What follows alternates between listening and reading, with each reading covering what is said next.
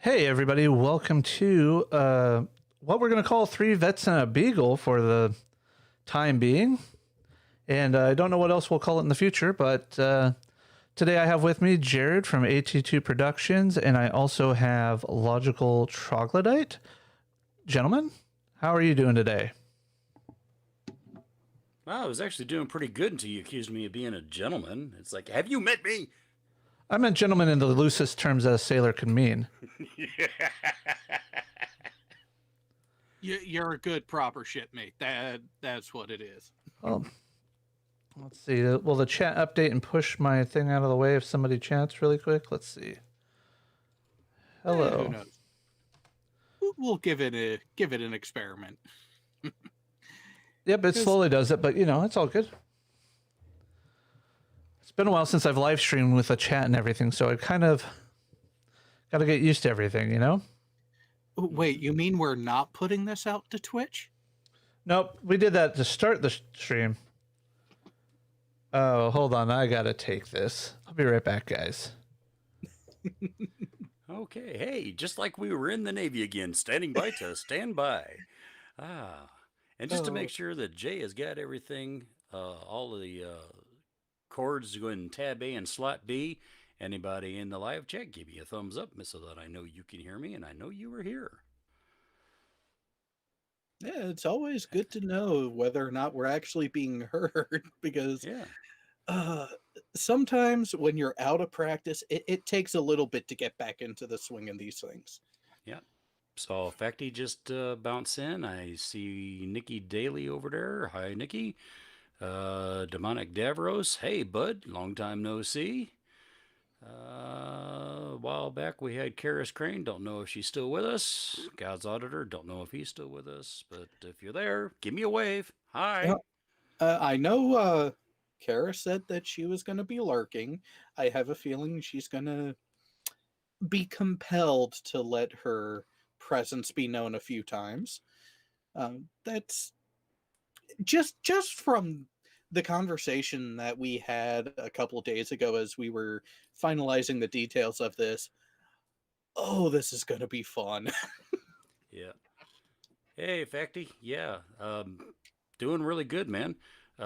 Just been taking a break from YouTube for this past year. We had a lot of weird stuff going on in the world. I'm sure you hadn't noticed anything about, any viruses or, end of the world type shit going on. But yeah, I was kind of dealing with some of that locally. But figured, hey, we'll kind of come out of semi-retirement, do a little live stream, see if we can rile people up, explode their heads with this conversation. Oh no.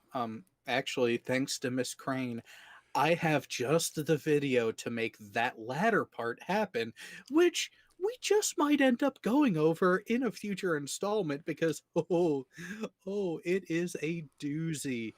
But it do have to say there has been an increase. There has been a major ramp up of insanity that I think was actually the, if not the only, uh shall we say, impetus for this, but it was definitely the straw that broke the camel's back.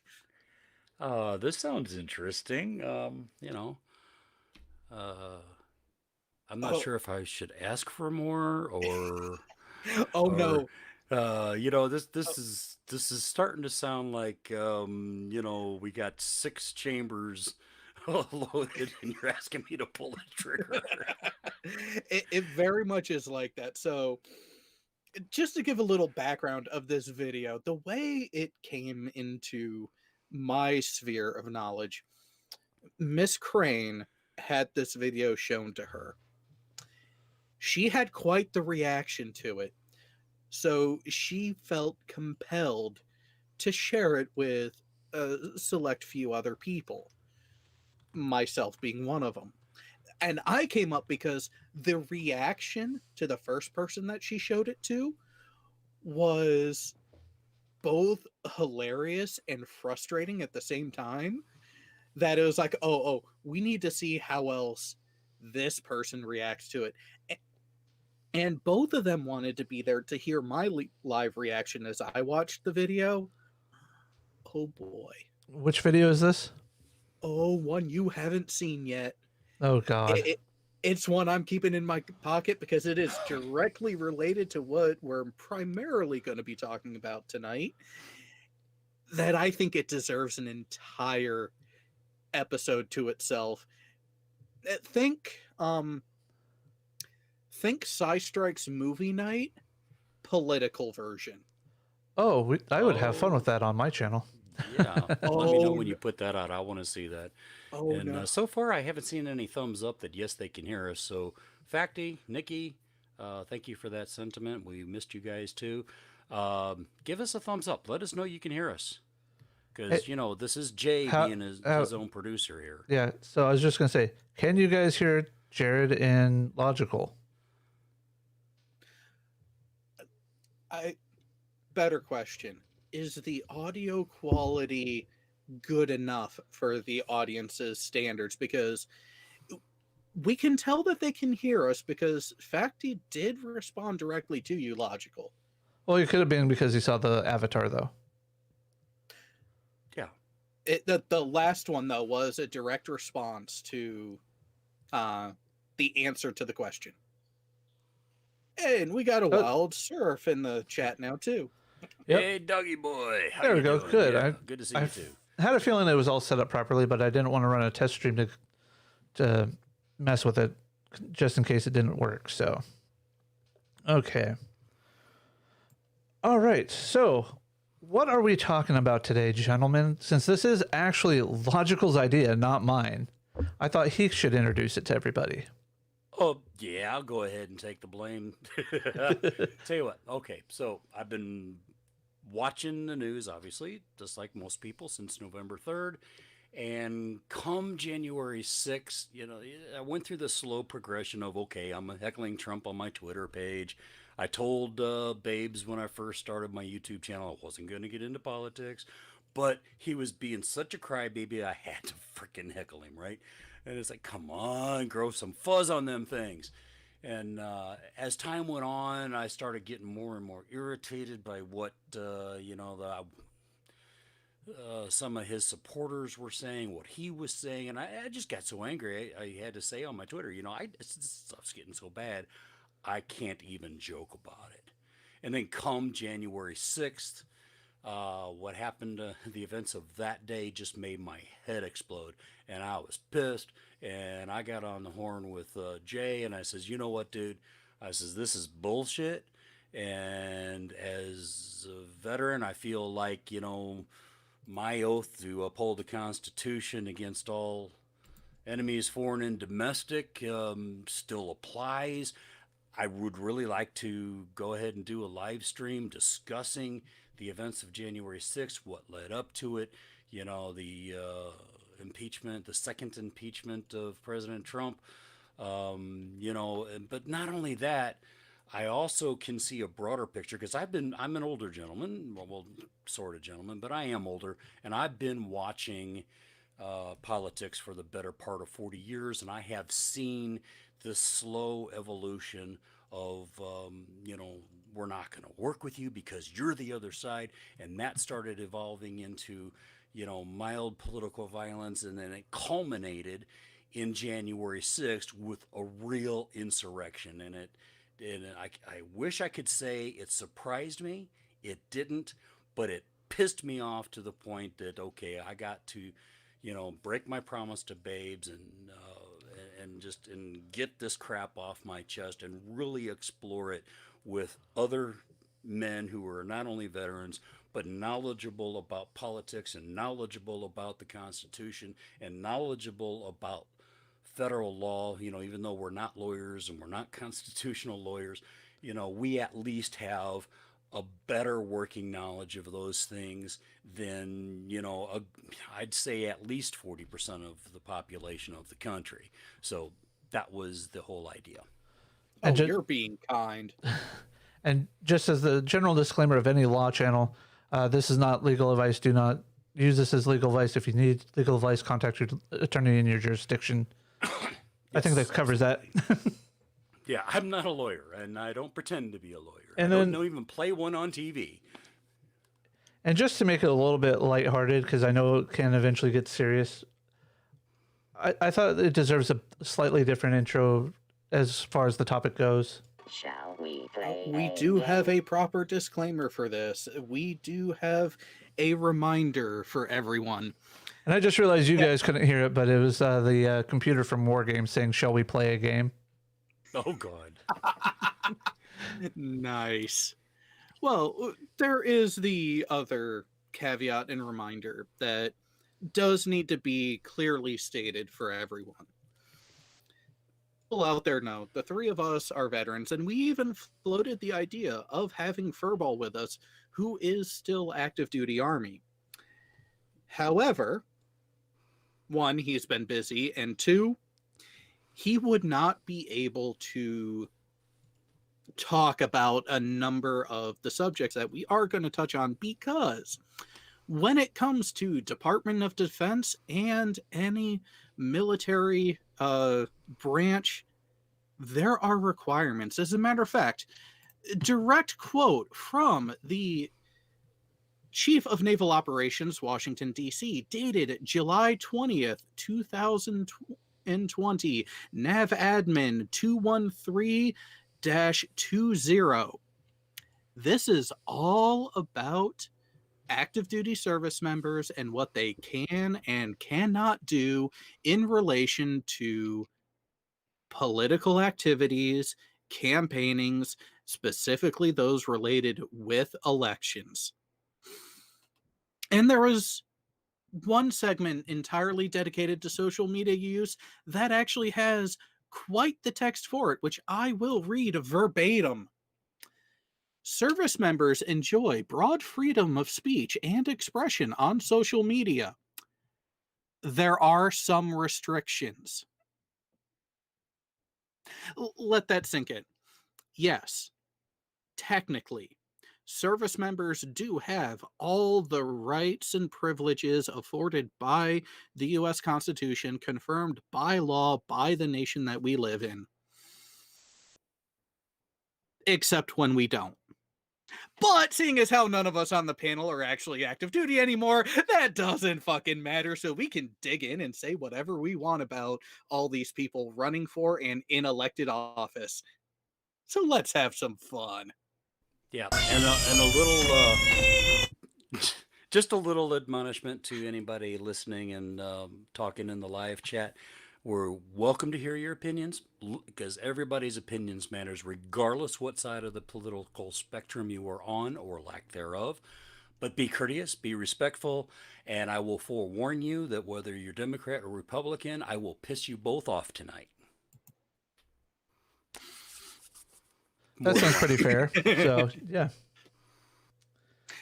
Same here. And this is one of those with everything going on, not just on the 6th, but a lot of the conversations after. I definitely am of the opinion, again, this is my opinion, that there are massive failings that people don't want to dig far enough back on to get to the actual root of the problems we are now facing. And some people will want to say, oh, well, it's only been the last few years.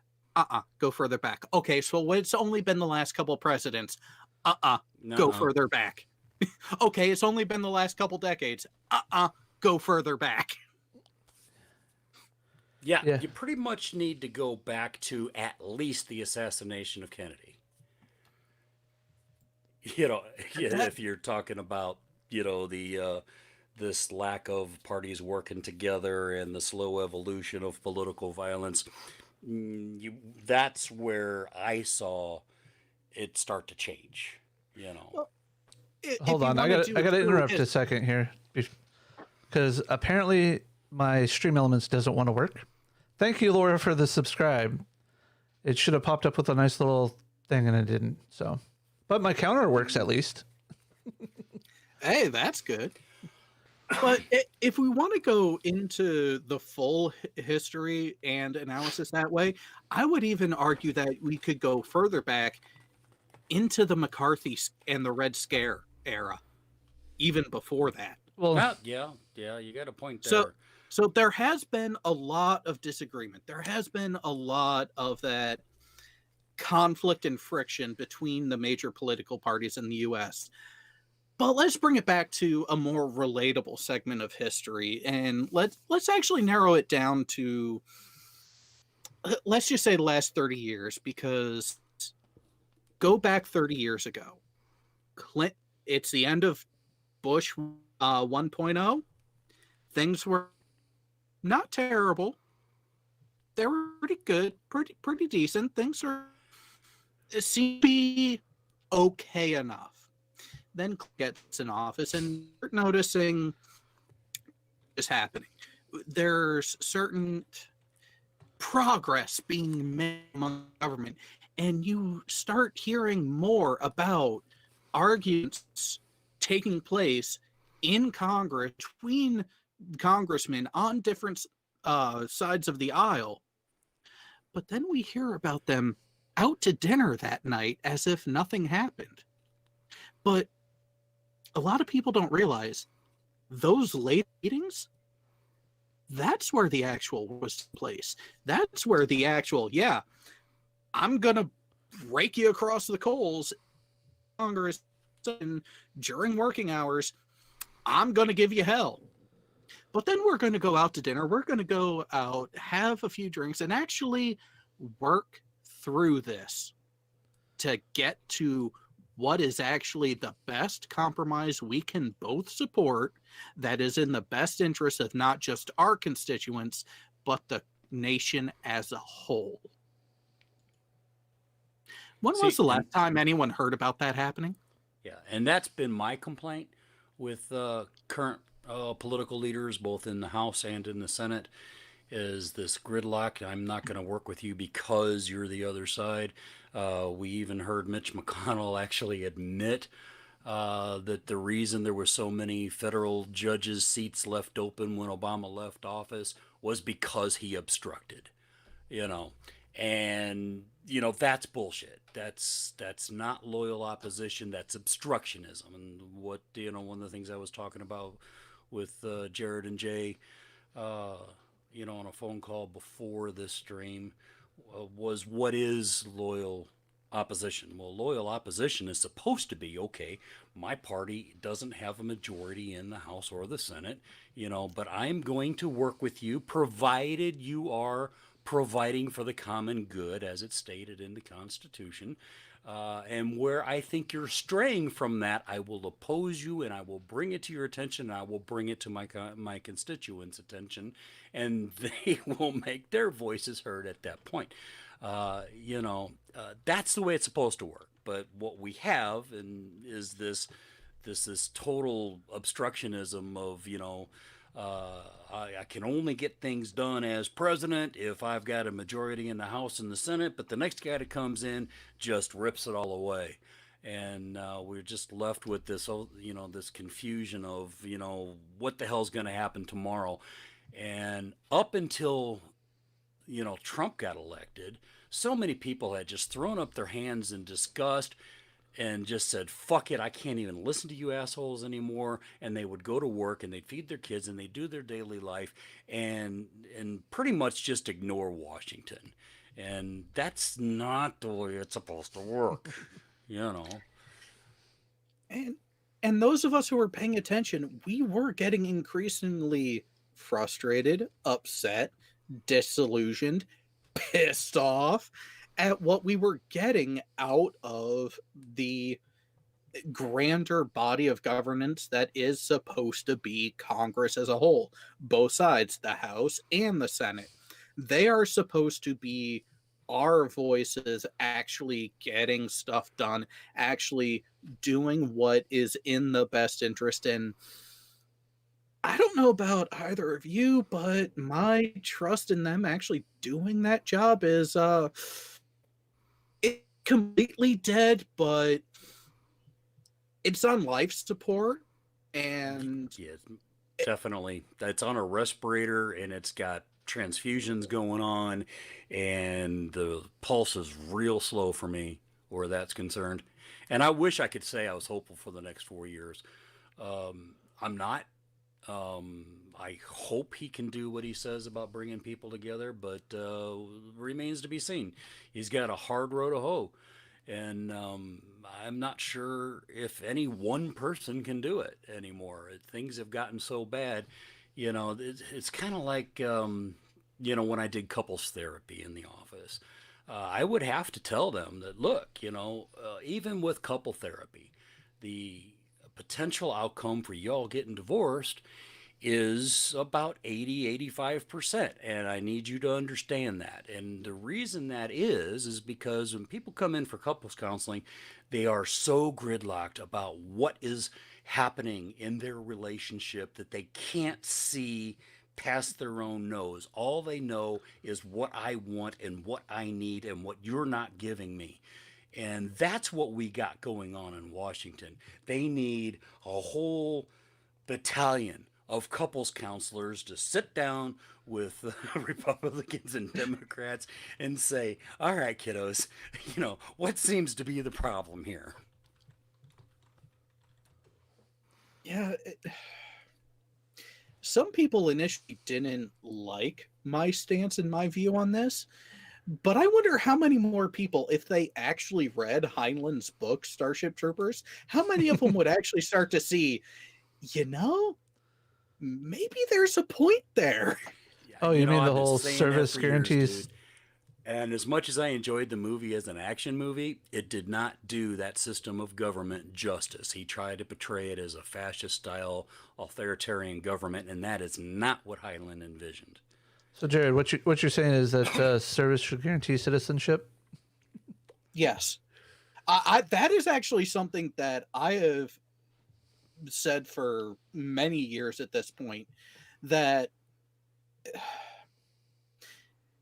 The right to vote is such a fucking blessing to everyone of age in this country that and it baffles my mind how little regard there is to that from a large number of people, that I would not be opposed to one addition to the requirement to vote. And I wouldn't even limit it to just military service.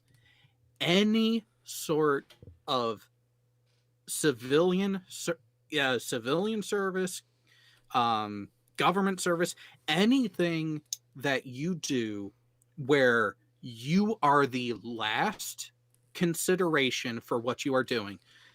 Police, fire, rescue, military, frontline trauma response, some sort of civil service, some sort of civil action with a requirement for a minimum of 2 years service, then you can vote.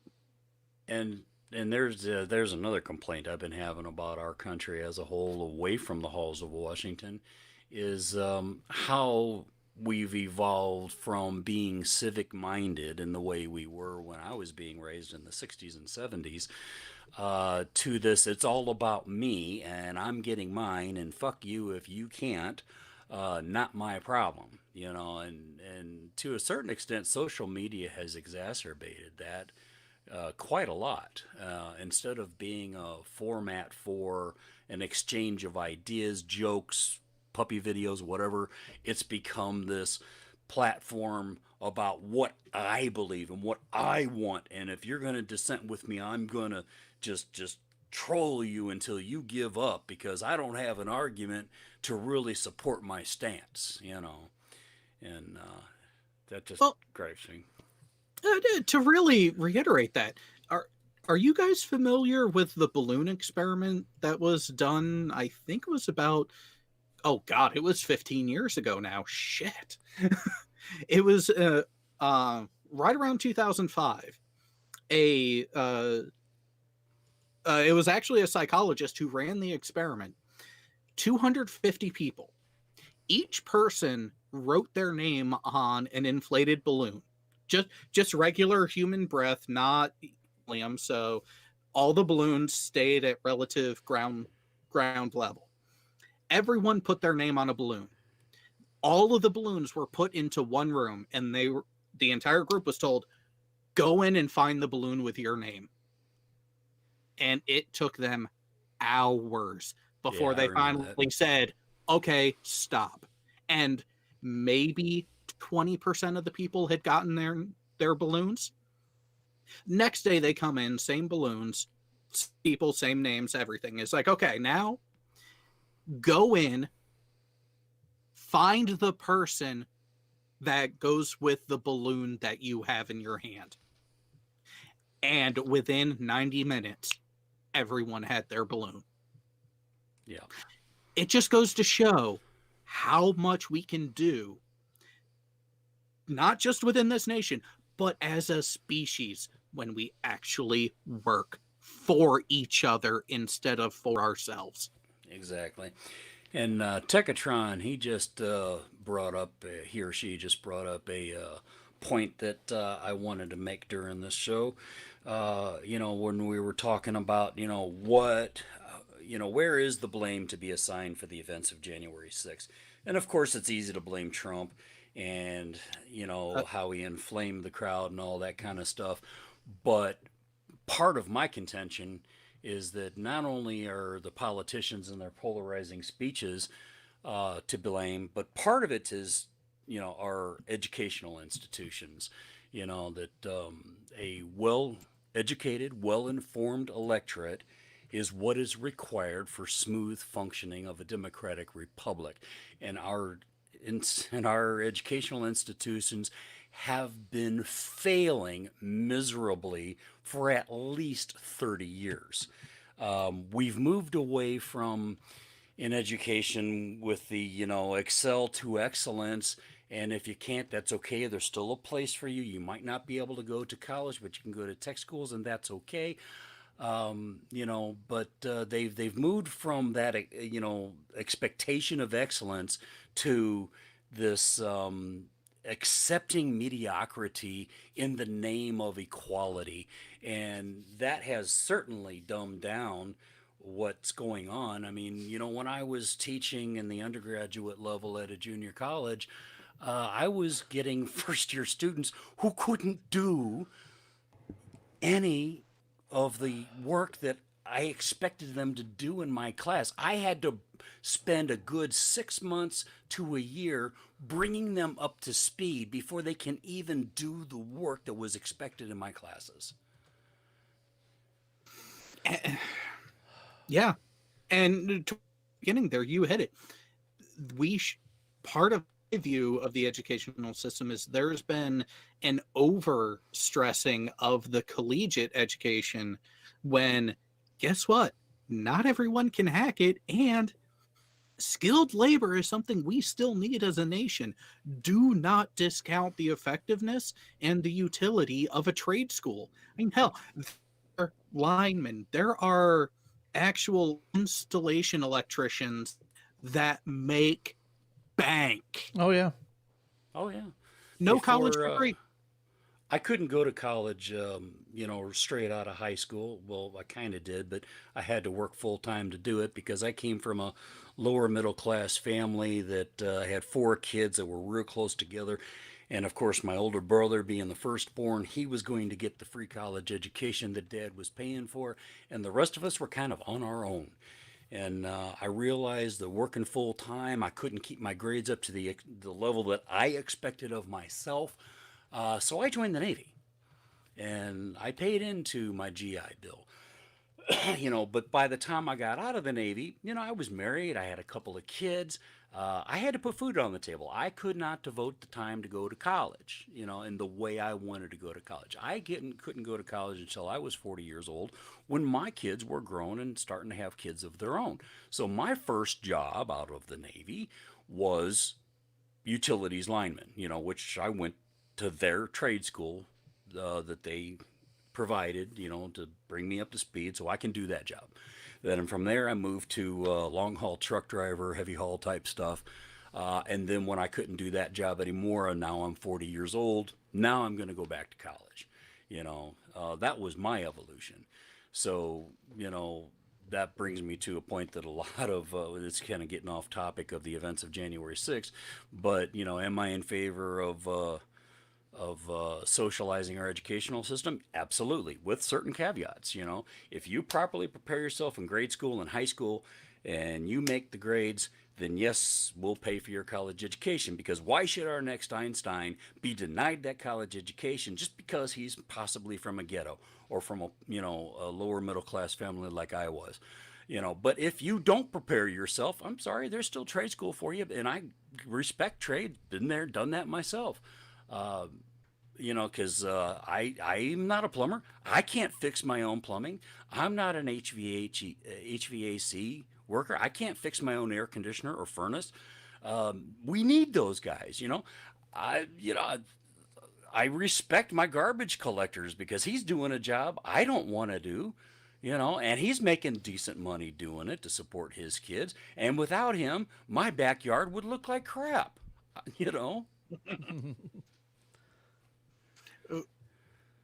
No, won't get into that. It'll it might give away a little bit too much there if I said that comment. But I'm right there with you on that, in that there needs to be a re-emphasis on what the education system is actually supposed to achieve and by what point. I mean, when we were talking before the other day, when we were finished finalizing the details of all of this, you had mentioned what you noticed between the requirements you had, the requirements your kids faced, and now the requirements and what would be what your grandchildren are. And there should not be the decline that's there. Yeah. Yet then you look at something there was a reference, yes, this is how much of a fanboy I am, how much about Star Trek. In TNG, in season 3, there was a kid who did not want to go to school because he didn't want to do calculus. He wanted to be an artist. Think about that. Calculus, which actually is pretty difficult math to do. The kid was about 8-9 years old. Yeah, I Yep. remember that We're episode. about doing calculus at that age. But see, that's what education's supposed to do. It's supposed to bring out your best, your excellence, regardless of where that lies. You know, where are your, it's supposed to find your aptitudes and feed them. Mm-hmm. You know, and that to me is also part of what happened on January 6th. When I watch the news clips about what happened on January 6th, I don't really see any faces in that crowd, you know, very few faces in the crowd older than say 35, you know, and that's the age of my children. And you know, and I know that, you know, they didn't get the same education I had. They got less than, and my grandchildren are getting less than they got.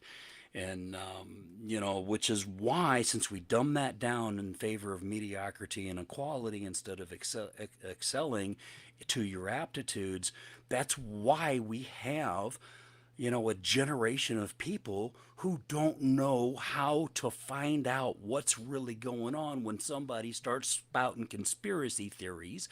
They don't know how to do the research to find out, are these conspiracy theories true, or are they just the ravings of a moron? And you know, and so they say, oh, you know, that sounds like a pretty plausible. I'll go with that. You know, because we taught our kids for a long time to just be intellectually lazy. You know, and everybody that was part of that insurrection, you know, at least all the ones I heard on interviews and listened to what they had to say while they were doing the whole insurrection thing, they were just spouting conspiracy theory baloney that they obviously, you know, and they took that as proof. They took statements as proof instead of, okay, you're making this statement, but show me some evidence. Let me evaluate the evidence. Yep, you've made a claim, back it up. You know, it's no different, you know, saying the election is rigged to me without giving me any evidence to evaluate is the same bullshit of saying the earth is flat and that's just the way it is. No, the earth is flat because it looks flat. The election was rigged because it didn't go the way I expected. Those arguments, that is the level of intellect that a lot of those, the overwhelming majority of those talking heads have stated. Not just the general populace, but even fucking people in the news, actual professionals being paid to disseminate information.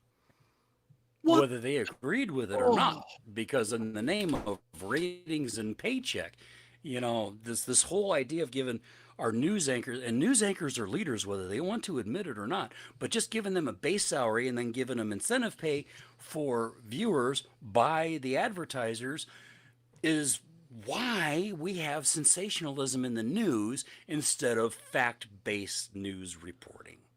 You know, okay, sure. News anchors gave me their opinions at times. Walter Cronkite had opinions about the Vietnam War after he got done reporting on the Vietnam War and tell me factually what he has found.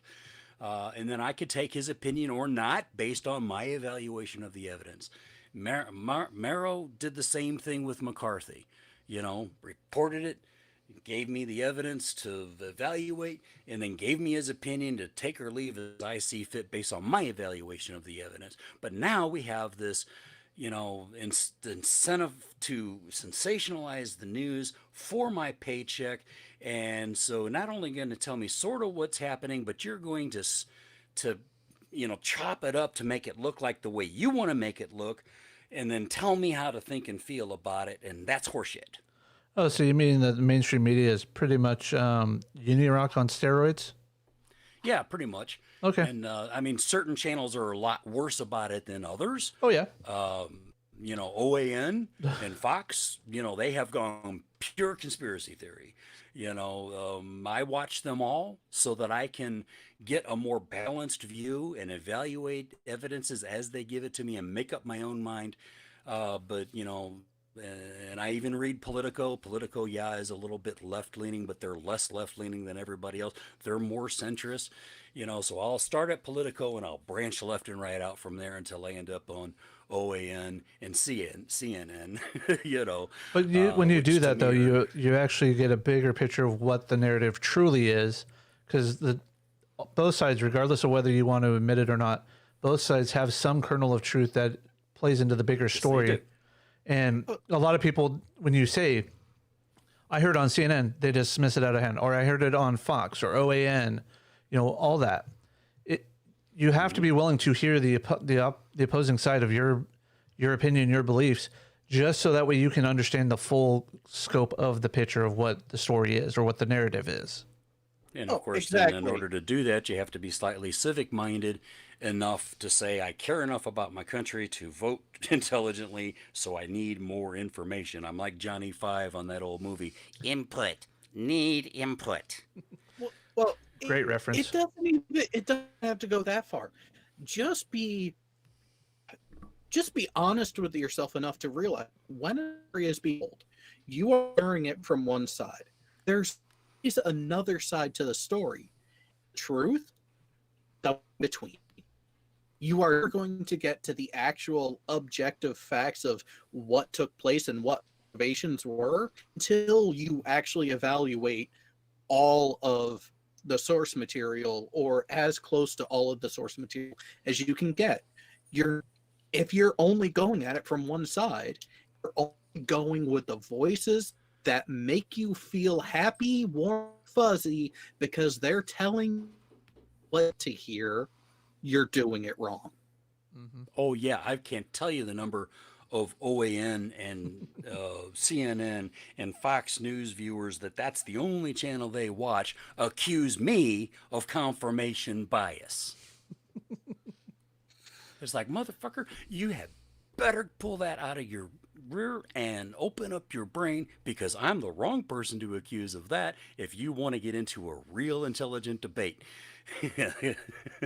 Well, and again, when it comes to the debate in politics, whether online or in person lately, has become so vitriolic that I don't even try to say I'm having a debate.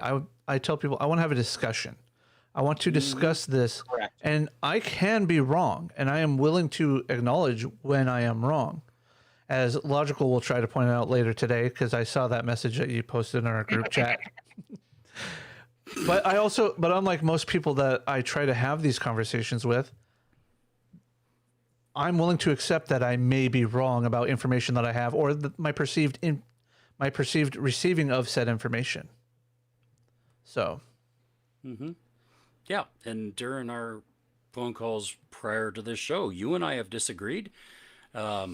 We never really spoke long enough to really resolve the disagreement, but it gave us both food for thought, and we're both intelligent enough and educated enough to chew on that, do some more research, and keep digging. You know, because I'm arguing for X doesn't mean I'm always going to argue for X, but I'm tentatively arguing for X because that's the information I have right now. But if you give me some information that argues in favor of Y, you're going to start to slowly move me over to Y.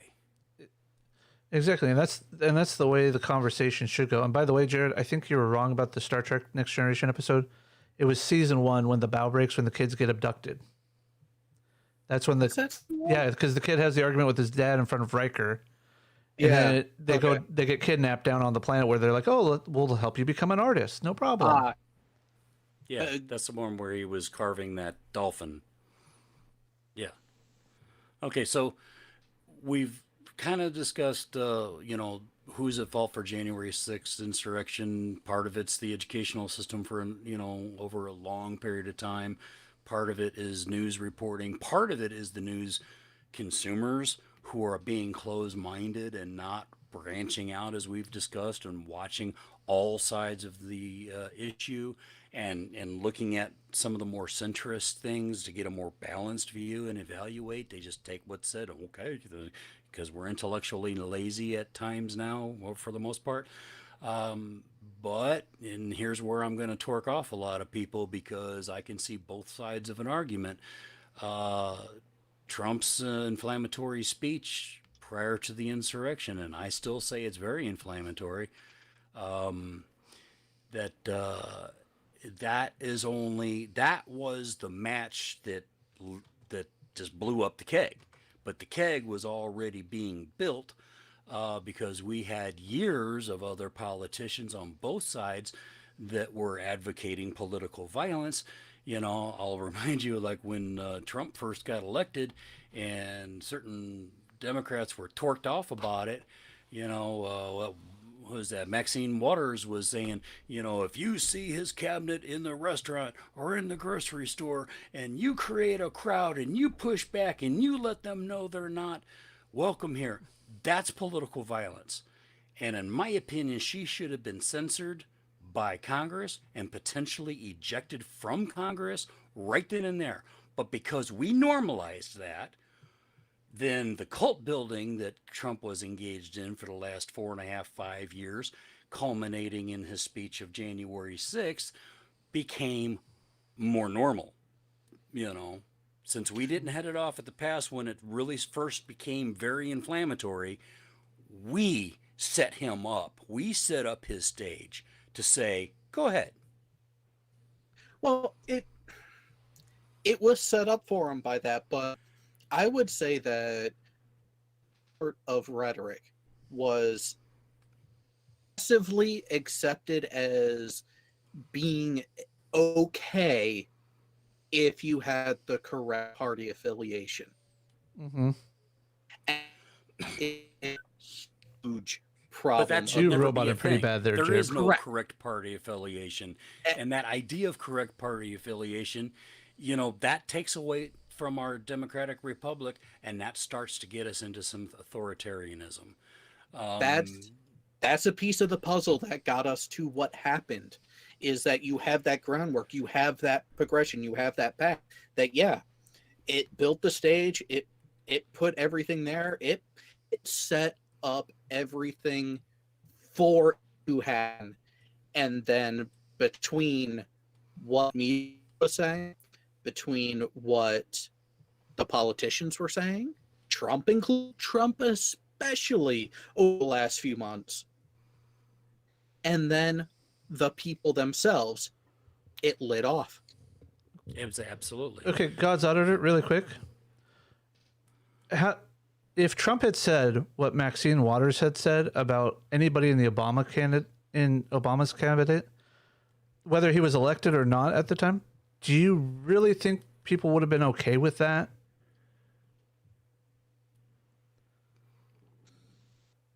Yeah, No, they wouldn't have. They would have went ballistic because who was saying it? Exactly, and that's my point. Is I understand he doesn't like Trump, and that's fine.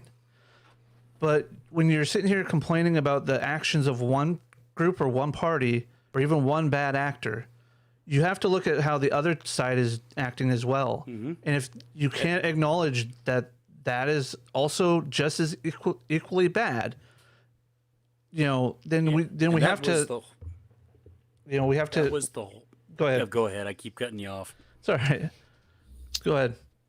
That was the whole point of me suggesting this live stream, to look at all the puzzles from all sides and not just the culmination of the problem, but look at the problem in a broader perspective. Well, Gardner and I actually started having a back and forth on Twitter. And I even pointed out that I get it. Happened on the 6th should not have happened. It is completely both disheartening and infuriating that it even happened in the first place. But it's not an isolated incident. There was a chain that led up to it. There was a progression. We want that behavior. We want that mentality to stop being acceptable any framework, you don't just chain off there. You gotta find where was that chain being forged? Where did it? What is the root cause of this?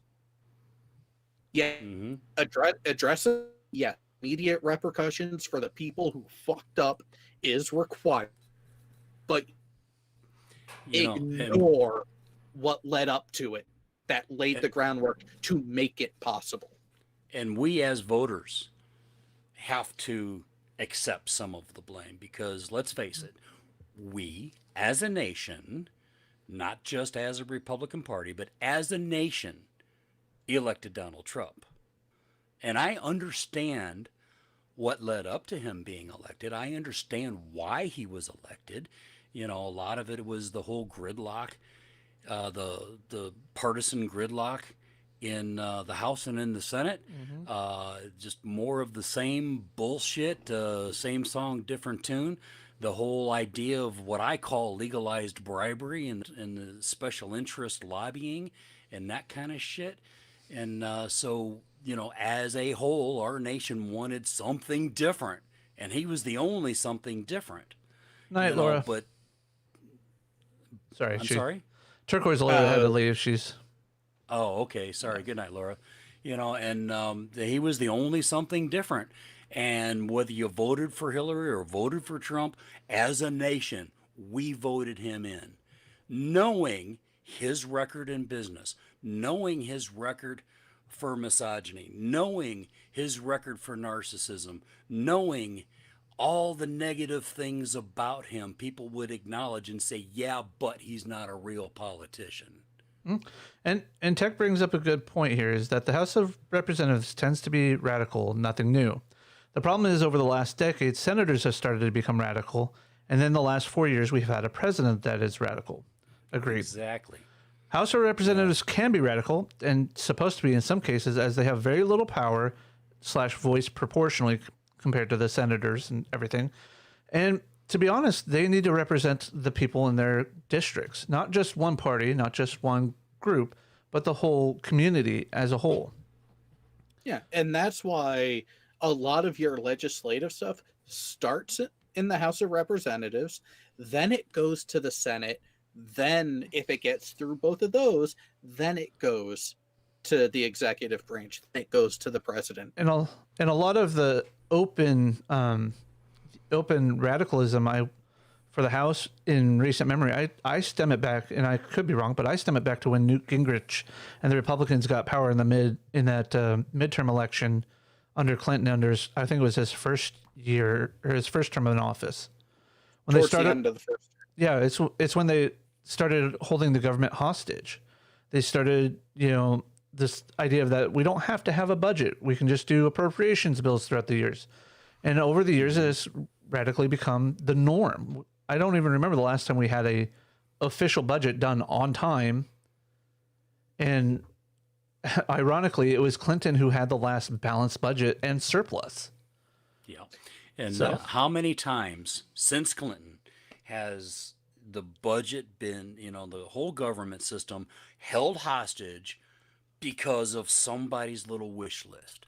And not only were they threatening, to shut down the government, but that also meant shutting down like your national parks, shutting down Social Security, shutting down Medicare and Medicaid, shutting down people's food stamps.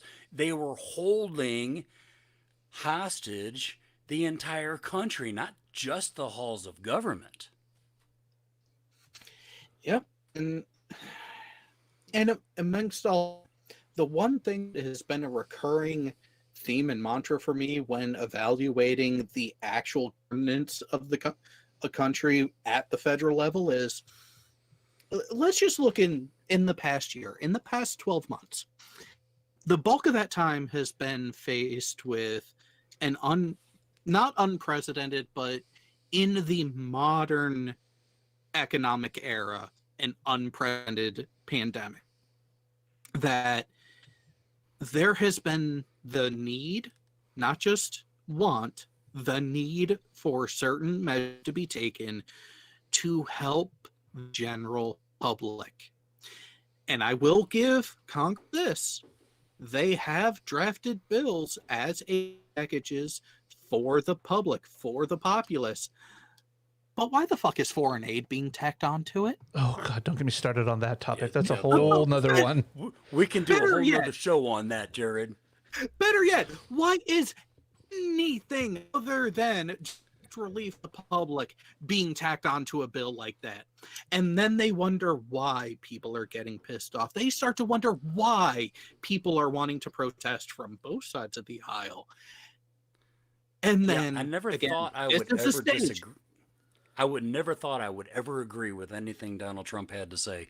But when he came up and said, "Hey, I would rather have $2,000 to everybody for a stimulus instead of 600, and in order to do that, this is bullshit with all this foreign aid got stuck on there."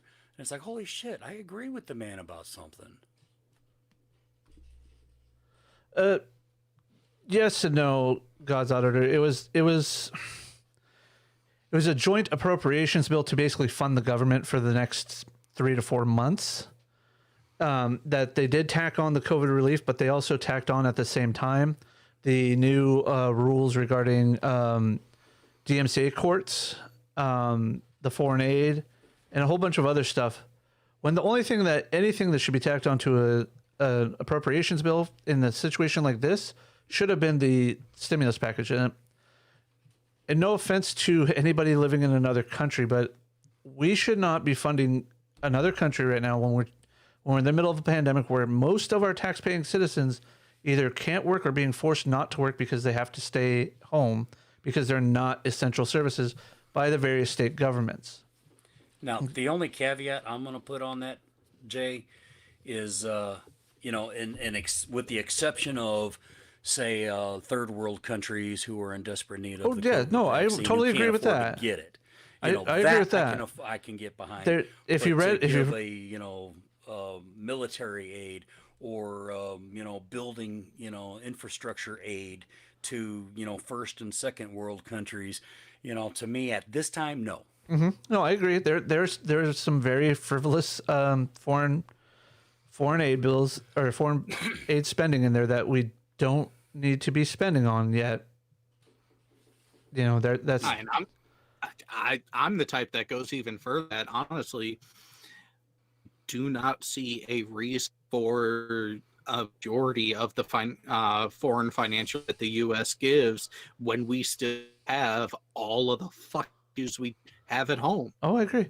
But Well, Conspiracy Cats did ask a question, and I've been trying to get to it. What do you guys think about that? What do you guys think of that movements like BLM trying to capitalize on what happened by claiming that the protesters at the Capitol were treated differently than BLM?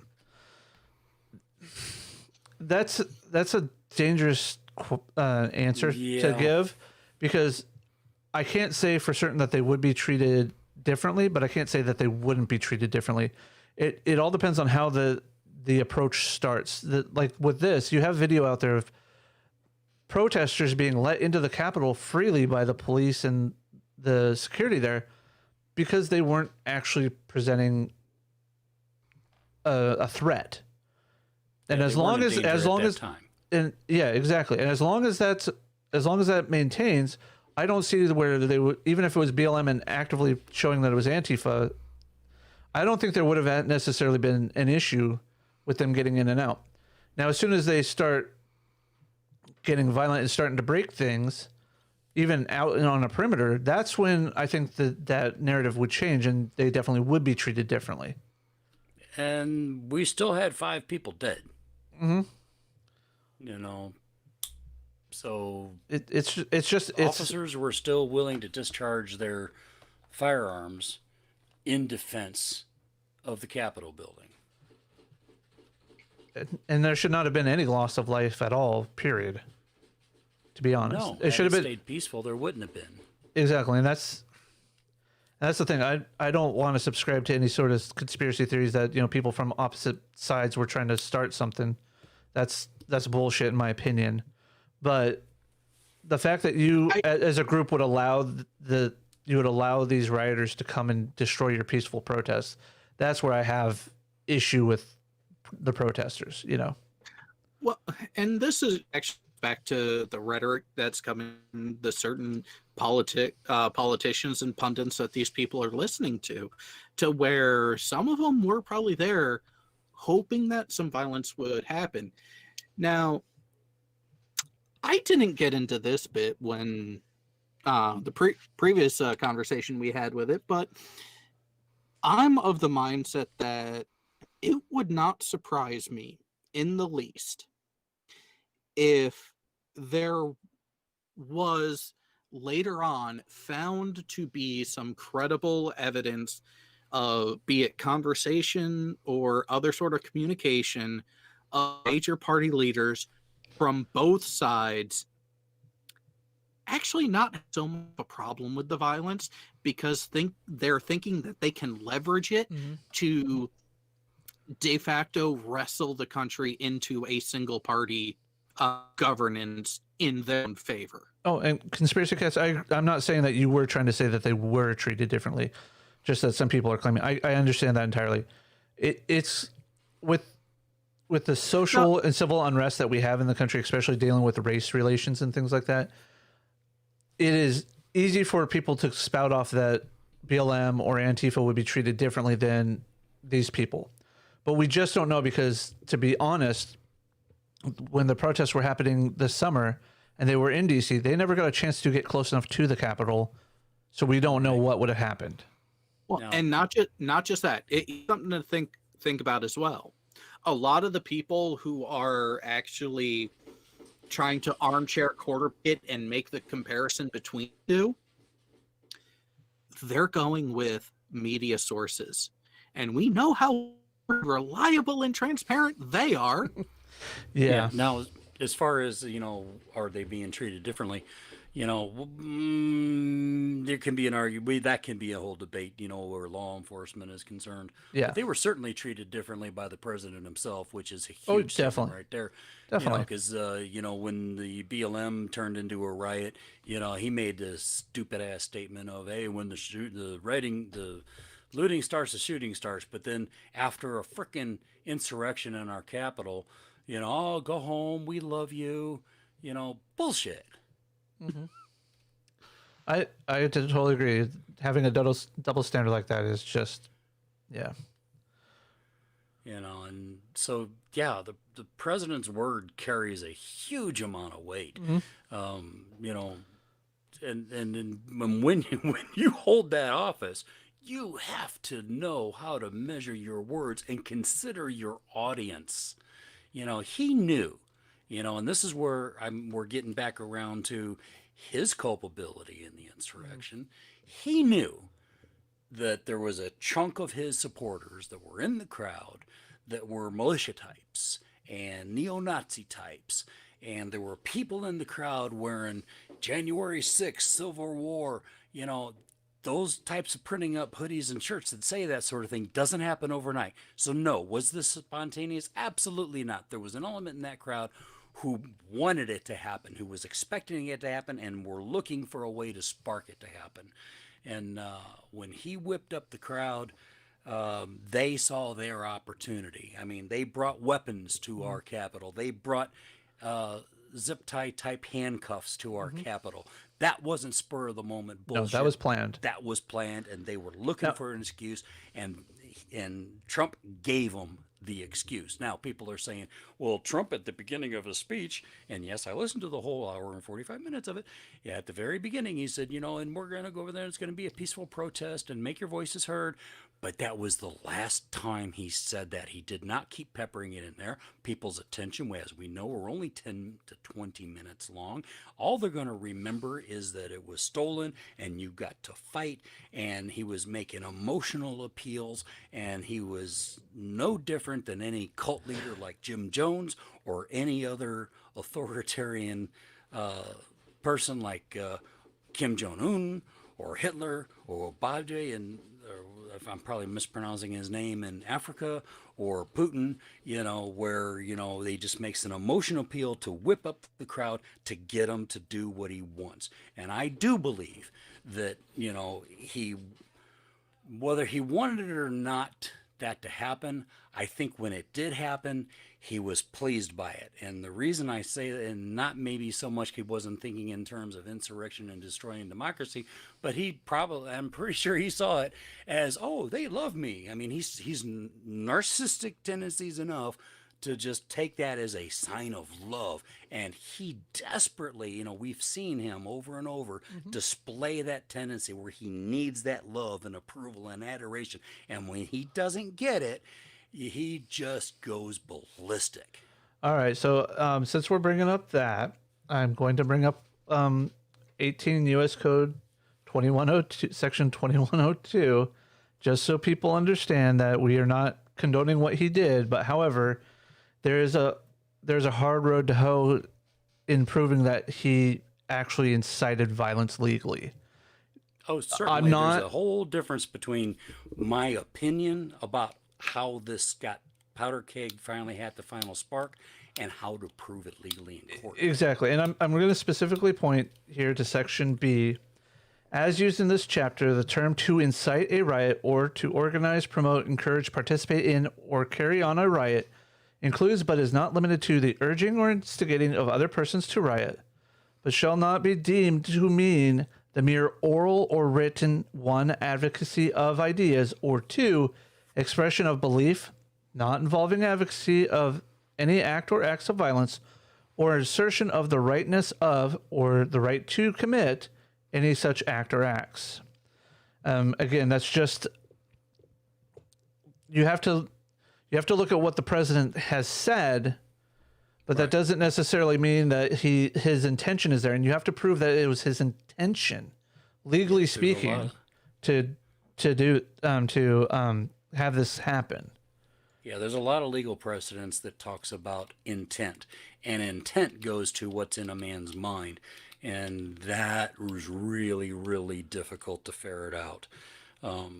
Because whether the Brandenburg line is what they call it in the legal circles. Now, in my opinion, Maxine Waters could absolutely have been convicted on the charge of inciting to riot when she made those statements about gather a crowd and push back and yada yada yada. Because she was very explicit in what she wanted to happen.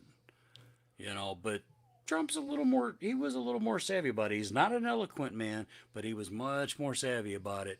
And that, he made the emotional appeal without the direction. Yeah. No,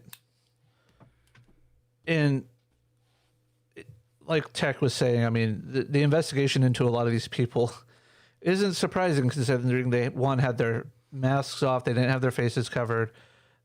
They were running around with their IDs out so people, could easily identify them. And as Jared pointed out, some of them were turned in by their own family. So, I mean, it's...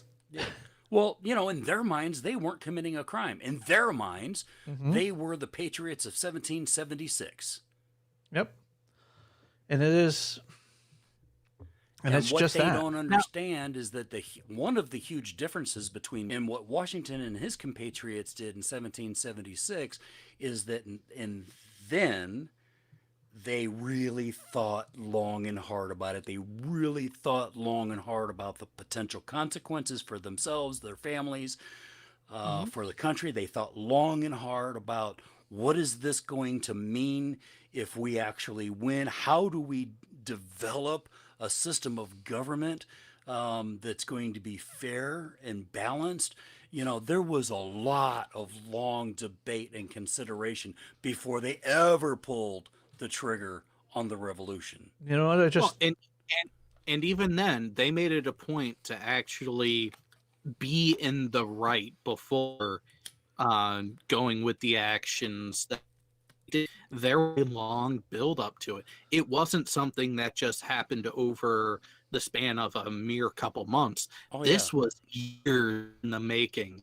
Yeah. Does, that whole question of, are we even right in doing this was a huge part of their debate. Yep. The idiots on January 6th didn't even think about it. They just said, yeah, you're right, it was stolen, and we got to keep them from happening, and we can't have Biden as president. And the only way to do that is, boom. No thought, just action. Yep. Just feelings in action. And I'm sorry, I said it before, I'm going to say it again, and I'm going to sound like a broken record. You've heard me say it a million times, probably. Feelings are not facts.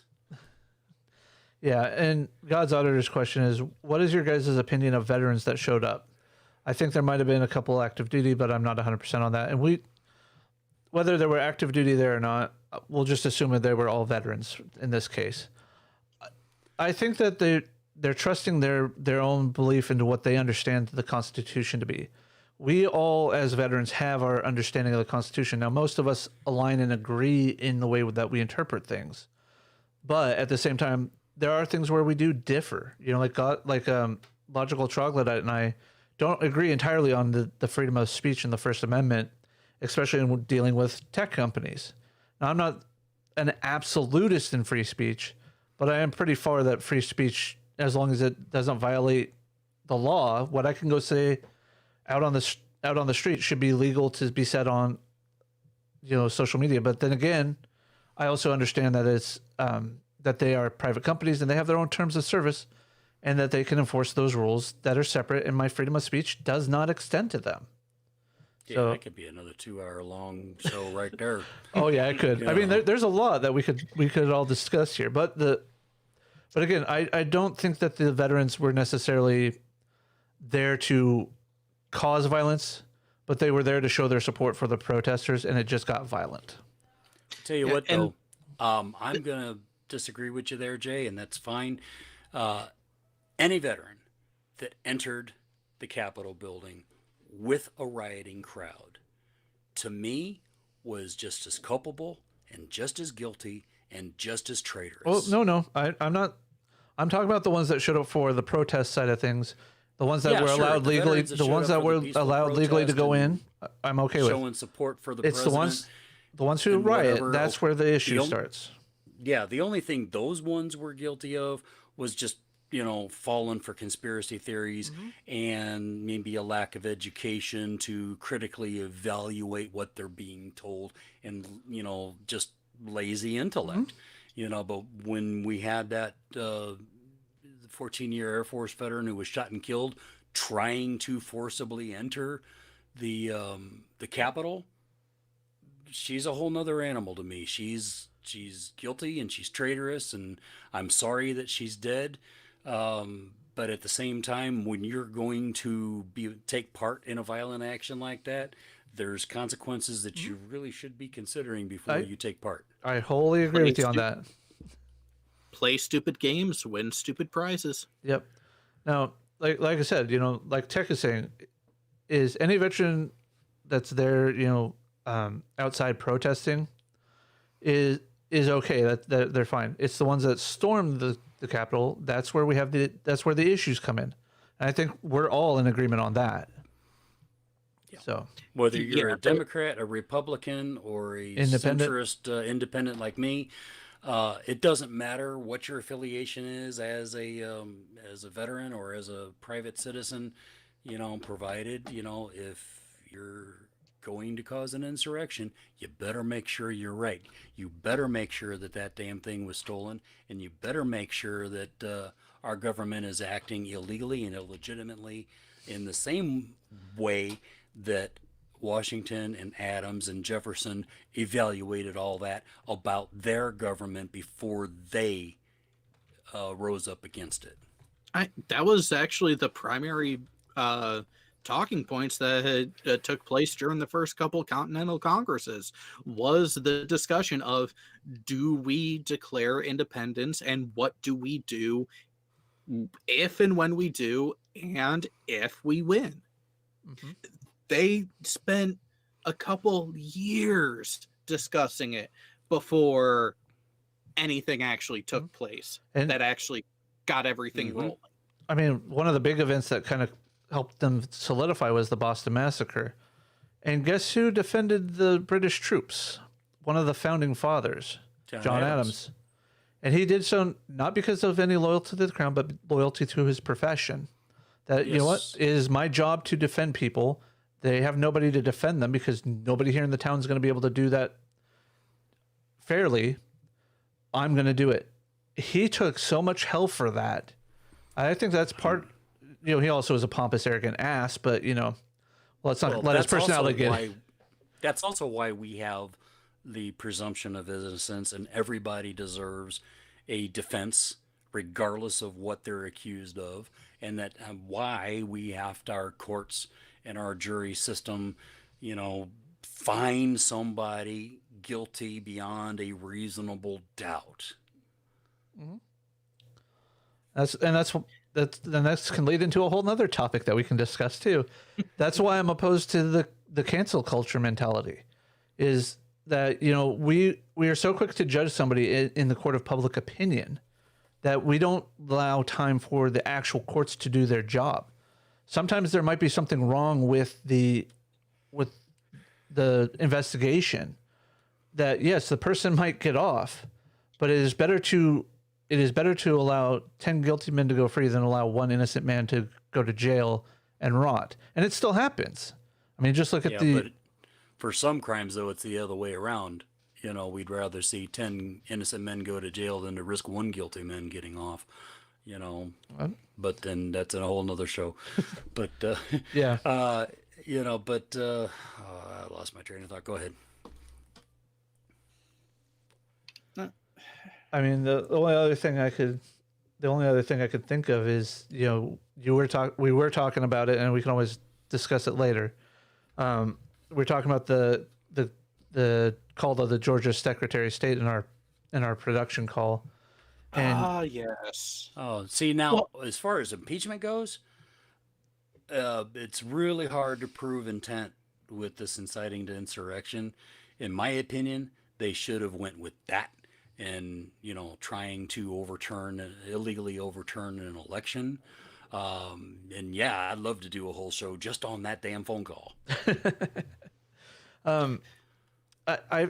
Here's something that came up in my watching of YouTube today. There's talks about still impeaching him outside of office after he's left, because they know that the House knows that they're not going to be able to do anything until they get the other two senators from Georgia sworn in, and Schumer is made officially the majority leader in the Senate. What are your guys' thoughts on that? Well, I think the only reason that they're willing to do that, and it's questionable whether or not it's legal, there's going to have to be a lot of legal review on that question. But the only reason they want to do it is because the Democrats want to make sure that he can't run in 2024. And they want to strip him of his presidential pension, his Secret Service protection, and his $1 million travel budget. Yeah, no. That's the only reason they want to do that post-office. Well, yeah. And it's one of those, the timing of it, some no other option except to do it after the 20th because of reasons already stated. Well, here's the funny thing. I don't know how many of you actually watch Matt Christensen. He is very much a right winger, but he talked about it today in his video, and talking about the legal precedents, because there's one constitutional scholar that came out and said, well, yes, it is. There's a legal precedent. There's two cases that show that this has happened. But in both cases, the Senate has gone through and said, we don't have the grounds to do this to somebody who's left office. Yeah, and if their really sole reason is keep him from running again, that's going to be solved by the New York District Attorney when they get his ass for tax evasion, because when you're guilty of high crimes and misdemeanors, you can't run for president anyway. Well, it's the conviction, the trial side of the impeachment process. Yes, he's already been impeached for the second time, but I'm talking about the trial side of things. I was talking to Karis. Oh, I see. Yeah. So yeah, and that's where I agree with the decision to impeach him again based on the actions overall over the past 2.5 months. The final straw was what happened just last week, and his piss poor management of the nation, shall we say. I would disagree with that because burn. Age and health is less of a concern because Bernie has still run and been considered a viable option. So this being a measure to prevent him from being in office again, I'm kind of, because I can see them doing it. Yes, there's the precedence that it's been sent to the Senate before, and the Senate has decided not to do anything. But also at the same time, there have been people talking about that, because I had a few other videos come across my feed earlier today too, where a couple people, I stopped counting at a dozen people, all reiterating this one sentiment. Trump has half of the impeachments in U.S. history. Mm-hmm. Yeah. Now, if they can find a valid reason and precedent to continue with the trial side of the impeachment in the Senate after he's out of office, I'm in favor of it. Not because of the aforementioned reasons, but because for the last, 2 or 3 months, 3 months now almost, he has systematically tried to dismantle our democratic republic from the voting system out. Just the way he did it, to me, is completely contrary to his oath of office. Oh, I agree with you on that, but point there was more to bring back to just harp on a recurring theme here. Think about what they're saying about Trump. He has half of the impeachments in U.S. history. How many impeachments? How many impeachments have there been in the U.S.? Let's see. There was Bill, Trump, and then there was one other. There were 4. No, and I forget his name. Wasn't it Jackson? Was it Buren? Jackson. Okay. Jackson. Or not Jackson. Johnson. Johnson was. No, it was Andrew Jackson. It was Andrew Johnson. It was the president after Lincoln. Yeah, it was Johnson. Yeah, Johnson, right after Lincoln in 1868. Who had Nixon. He was never officially impeached, actually. How could I forget Tricky Dick? Jeez. He was never officially impeached. He resigned, and they stopped going forward with the impeachment. Yeah. Oh, yeah. You're right. They did. Yeah, he did. That's right. They didn't finish introducing articles before he resigned. But with where it was in the process, it is still listed. And that's where you have Johnson, you have Clinton, and then you have Trump twice. Since when is 2 half of 5? Well, 2 plus 2 can equal 5, depending on how you want to get into the decimal points afterwards. So this just goes to the whole. People need to, pardon my French, pull their head out of their ass and actually learn and actually know what the situation is that's going on. And that's where we get into the bigger ball of wax that we keep picking apart. Granted, part of me has fun with that, of just, oh, you're that kind of special person. But yeah. But then too, at the same time, guys, we have to consider the thing, if they can't or won't follow through in the Senate with that impeachment, or say they follow through, and then they vote to acquit. If they don't decide to follow through, what have we just done? We have decided that this is acceptable behavior by our chief executive. We just proved Nixon right, that it's not illegal if the president does it. I don't agree with that, because just like the last time, I think it is going to hinge on what is actually presented and the arguments actually made. Because while the Senate doesn't have the same exact framework and benchmark to reach for conviction you do in a regular or judicial court, there still has to be evidence of the charges that they are levied. And that's where it's going to hinge. Because if they make a poor argument, then you might get acquitted. And I think that will speak more to the emotional behavior and ineptitude of the people in Congress than it says anything about his behavior. Because do any of us actually disagree that his behavior was wrong? No, No. I can't disagree with that. And have we had incompetent presidents in the past? Of course we have. Shit happens. But we have never had one that went outside of certain accepted forms of proper behavior for the office, in an attempt to keep himself in power at all costs. And that's where, like I said, I agree with why they're doing it. I agree with what has been stated on as for the motivations and the ultimate end goal, because it's easy for me to say because I didn't vote for him either in the other election. I wouldn't vote for the next one if he was able to run. He can't do the fucking.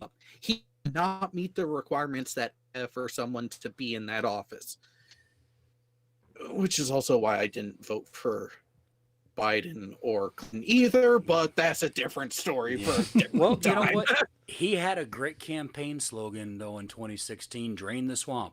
Because let's face it, Washington has gotten to be a political swamp that most of the American public find unacceptable. The problem is that he covered himself in that swampy slime and actually became the worst part of the swamp. No.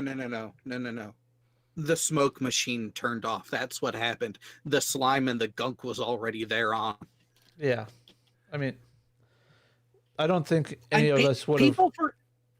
People forget, up till 2010, 2012, he was a registered Democrat. Mm-hmm. And let's take a closer look at this claim of, rigged election.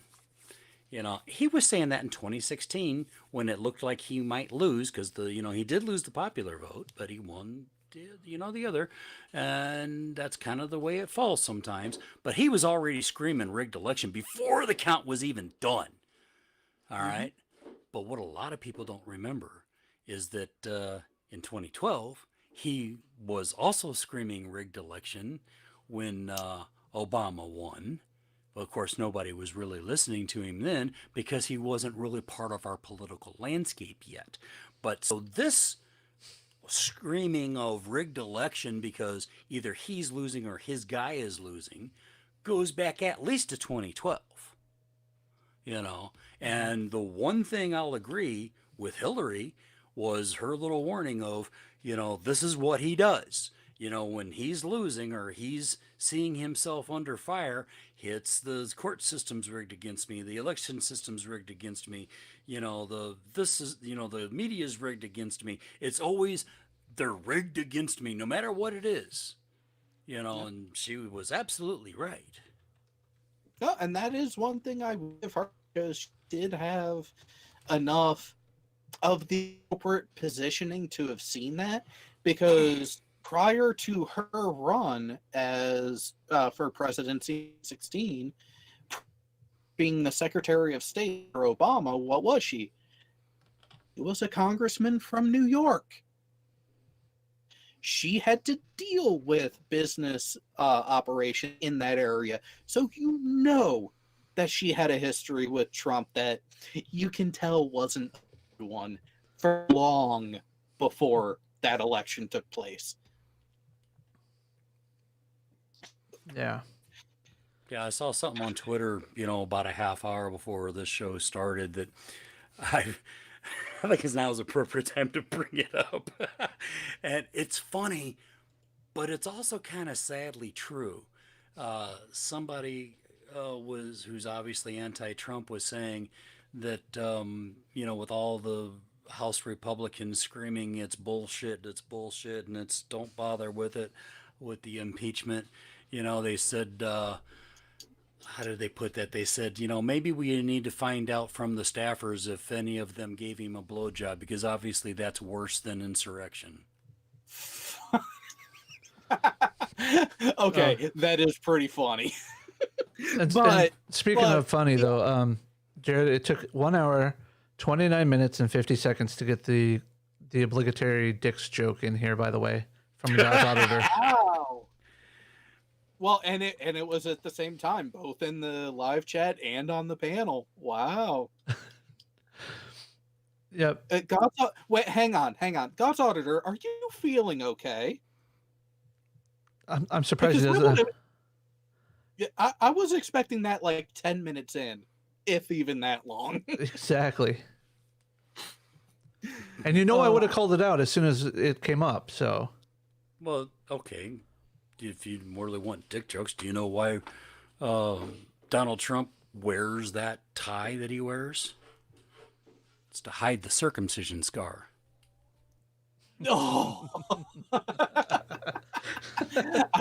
I was going to ask a misplaced cock ring. But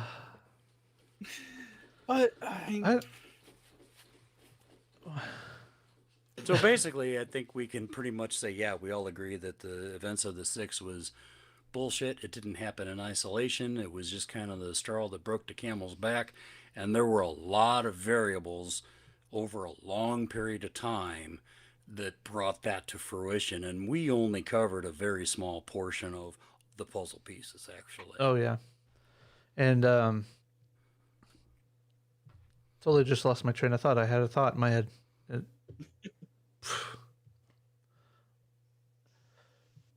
I can claim age with that sort of thing. But, dude, you're still in your 40s. I'm not in my 40s yet, man. I still have another month. You're not even in your 40s yet? Dude. Seriously.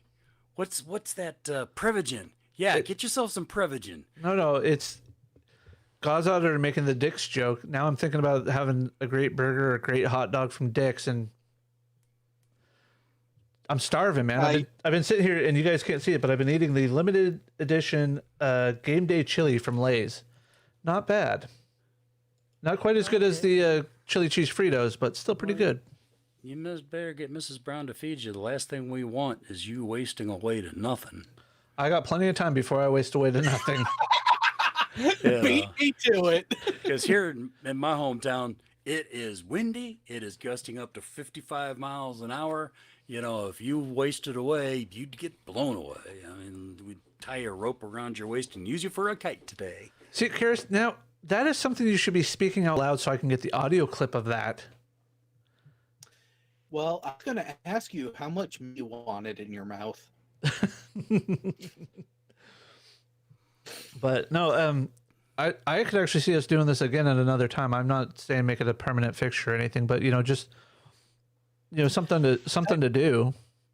There are so many layers to this, and there are so many ways to peel it apart and really go through it, because I'm of the opinion that people need to know the why and the how, not just what happened.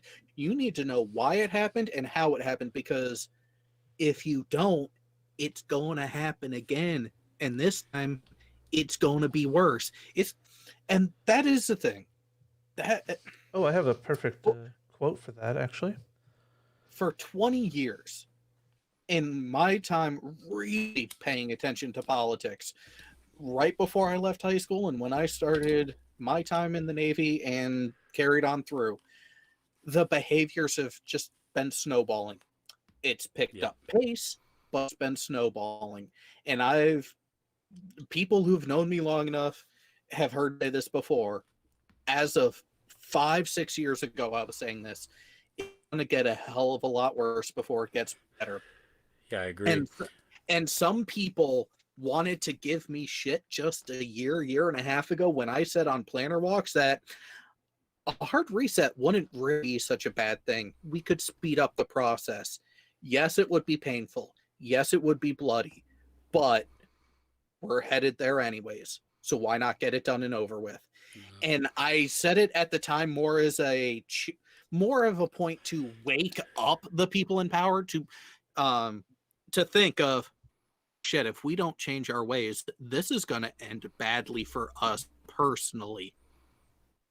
Yeah, I mean, we've all heard the rhetoric of, that democracy is a very fragile thing. And I don't think any of us realized how fragile it really was until January the 6th. I was first eligible to register as a voter in 1982. And since that time, whomever became in office, whether I voted for him or not, I always said the same thing. Let's see what he can do. He's only one man. He can't destroy the country. However, I don't think I can ever see myself saying that ever again. Yeah. So how many of you are actually familiar with the First They Came For poem or evocation? Just out of curiosity. Sorry, what are you talking about? Say it again. First, it starts with first they came for, and it can be socialist or communist. And I did not speak out. Yeah, it's the whole thing. First they came for this group, and I didn't speak out. Then they came for this group, and I didn't speak out. Then they came for this group, and I didn't. And that's where it chips away. Yeah, here's the one that's on the U.S. Holocaust Memorial Museum. Quote, first they came for the socialists, and I did not speak out because I was not a socialist. Then they came for the trade unionists, and I did not speak out because I was not a trade unionist. Then they came for the Jews, and I did not speak out because I was not a Jew. Then they came for me, and there was no one left to speak for me. This end quote. Anyways, this poem, or whatever you want to call it, is by an actual Lutheran minister who wasn't doing this for free speech reasons. It actually, according to the paper that I'm pulling it from, is more like it's his way of expressing his guilt for not speaking up when he had the opportunity to, for not using his ability to speak out through his right to vote and everything else. He got swept up like everybody else did. That's what we need to get the people on both extreme sides of the political aisle to realize, that, hey, there is a middle ground that we all need to be a part of, or at least have some foot halfway in, at least, to make sure that we know that our rights aren't going to get trampled on. Well, and this actually goes to the analogy in the video that the former governor of California, Arnold Schwarzenegger, posted within days of the events taking place. He used the analogy of a sword and how it takes heat and pressure to forge the metal of the blade into the tool that it is. But this is where he went wrong with it. He said that you have to keep doing it. You have to keep tempering the blade to make it stronger and stronger and stronger. But there comes a point when too much is too much, and the blade will crack and fail, and not just fail catastrophically and cause injury. We've been seeing that heat and pressure in our country and in our politics for the better part of 40 years now, slowly building up. And you're right, it is to a breaking point. And we can't say that we were not forewarned.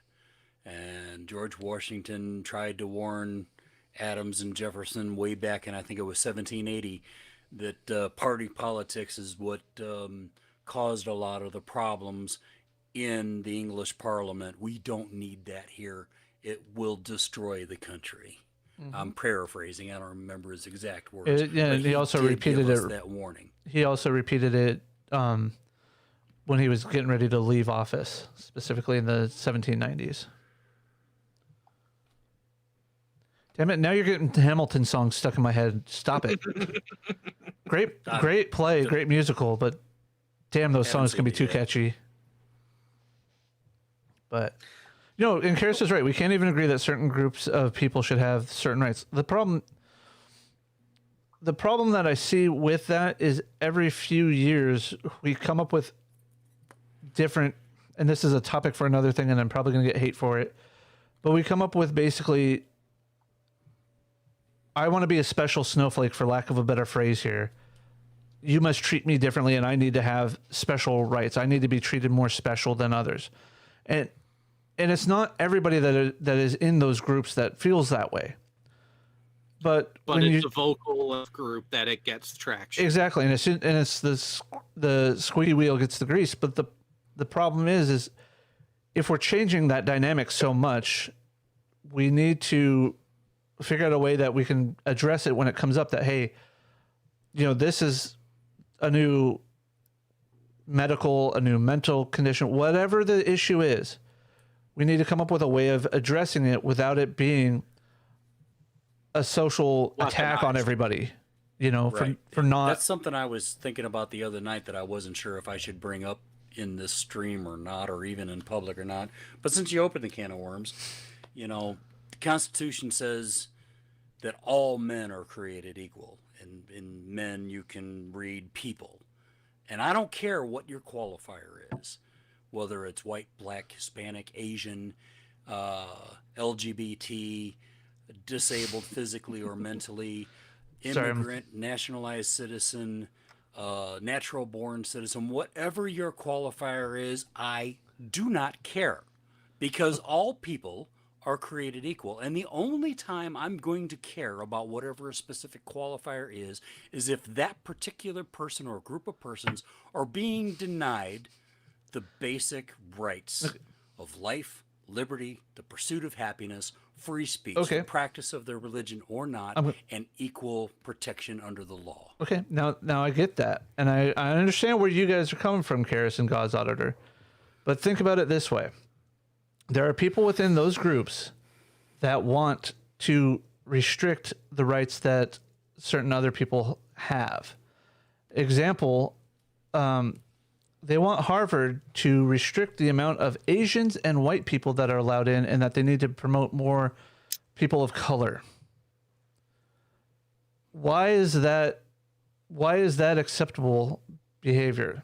Why is that okay for that group to believe in? Because Harvard is actually doing that. I have a great idea. If you are a post-secondary educational institution that are receiving federal funding in any way, shape, or form, there are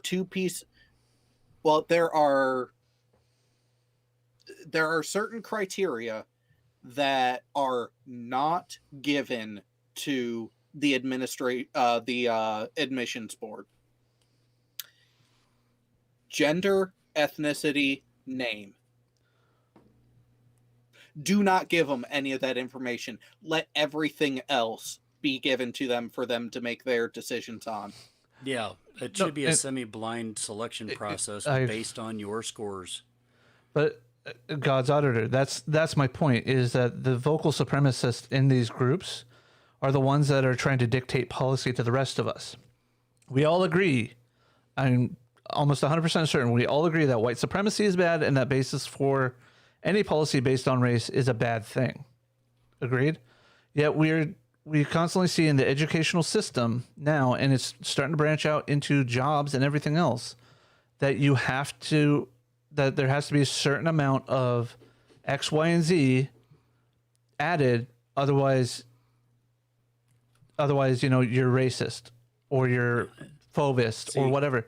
And that's my point, is I should be able to have these conversations by myself on a video without being ratioed or without being targeted and canceled. Yet it is one of those things that is taboo and forbidden in the realm of society at this point. So And it has been coming up for a long, long time, too. You just took me back to a memory from 1990. Shortly after I was out of the Navy, I applied to the St. Louis City Firefighting Academy. Now, I had been served as the unrep firefighting team. I served as the Bravo Pier firefighting team prior to deployments on my ships. I served as import firefighting team on my duty days. I had been to the Navy firefighting school every year during my enlistment. I scored a 98 on the firefighter exam for civilian firefighting school, but because I didn't qualify with any qualifiers in front of who I was as a person, I couldn't be a firefighter in the city of St. Louis. You And- were waitlisted. Yep, and that's my point. Is yes, my speech might suggest something more sweeping, but I'm talking more about the vocal, like what you see a lot of the anti-SJW people talking about. It does actually happen. It's just it's a loud minority that's giving the majority a worse name for it, and we should be able to have that discussion, and we need to as a society learn to accept that there are going to be differences and how to incorporate everybody together. We need to stop being divisive and need to bring back the unity, because as Abraham Lincoln said, a house divided will not stand. And from But that my goes back to our- page, yeah, it Go goes ahead. back to what we were saying before, and that goes back to what I've been watching taking place amongst especially the national level politics. Division is their game. They want the division. They have been feeding off of, if not outright profiting in some ways from the growing division. Yeah, and that's why I want to nationalize our education system all the way up through post-secondary school with those caveats I mentioned earlier. Because an educated, well-informed populace, electorate, makes well-informed decisions, which means certain people who are in government who engage in that divisive behavior aren't going to be there. Bring back educational excellence instead of mediocrity, because equality. Quit trying to, dictate equality of outcomes and get back to the excellence and equality of opportunity. And I think that will begin to put us back on the right path. And I think that's Karis's point here in our last thing, is that still we can't agree on the most basic rights for these groups, i.e. marriage, employment, housing, etc. I agree. We should not even have to question or talk about that. Those should not even come up at all. It should be, hey, you're human, you have these rights. End of story. But we can't have these discussions. We can't have that conversation to make sure that everybody's aware of it and again, this is a topic for another time, when we can't actually sit down and have a discussion without getting screeched at or screamed at. I was trying to talk to my older sister a couple months ago about when they came out with they're not pressing charges on the Breonna Taylor shooting. I inadvertently used speech to text because I had my hands full, and I said Breonna Taylor, and it spelt it the traditional white way of spelling it without, you know what I mean, Brianna, instead of the way her name was actually spelled. My sister jumped down my throat about how I spelt it. If I can't have that discourse within my own family, and we can't have it out in public, how are we going to understand, the differences that are there? How are we going to understand and be able to address these inequalities when they come up if we're not allowed to discuss and hear both sides? Now, I don't agree with the religious side that marriage is sanctified as man and woman. I agree that you're human, you have the right to get married, you're allowed to have the offspring that you want to have, whether it's through adoption, whatever those issues are. But we have to allow more speech. We don't need to be hiding it. And that'll lead into that's going to lead into the video that I posted yesterday about Trump being banned off of Twitter. So go watch that if you have time later. It's a long one. But I'm also doing one about Parler that I actually was posting and realized that some information came back wrong, and I'm correcting it. So that's kind of where I was going to end this myself. Was we need to learn to have more speech and discuss with the other side that doesn't agree with us. And I'm going to let you guys close out what you want to say. And neither side should ever have to be afraid of, getting yelled at, getting canceled, getting rocks thrown at their windows or whatever, just because they're trying to have a conversation, Because when we have that discourse, opinions can move one way or the other. And people can shake hands and go have a beer afterwards, which is what I think I'm going to do as soon as we hang up here. Beer's in the fridge in the kitchen. Mine is 3 feet that way. Well, my fridge still right here likes to freeze things, which isn't a bad thing for alcohol. I can just leave it in there. The problem is I want other things to be able to be kept in here too. So that way, if I, maybe have to go drive somewhere later, I don't have to try and chip it out of a glass bottle if the glass is still intact. There's a dial in the refrigerator to adjust how I have it on things. I have it on 0 and it's still freezing. I think that's why I was at Habitat for Humanity. Maybe you should try to go the other direction. I did. I put it all the way up to 7 and it still. But, Jared, how did you want to close out tonight? Oh, I want to be wrong after saying this. I want... This is one of those times that, please, everyone, share this, even if it's just this last part. I want to be proven wrong. Right now, I think it's going to get worse. Much worse before it gets better. Prove me wrong, people. Please.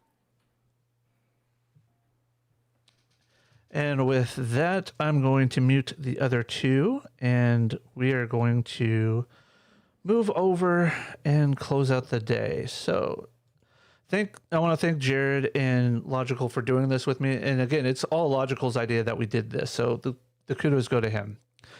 But if you like this, please give it a thumbs up. I want to be able to do something like this again in the future with them or any other veterans or any other groups of people, period. I think actually having the conversation is the key point in all of this. Like, we all agree, Trump's bad.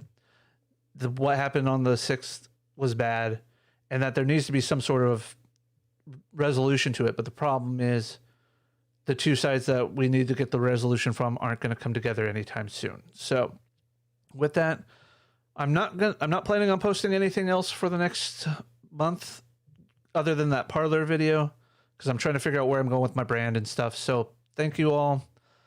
Have a wonderful night and enjoy your weekend.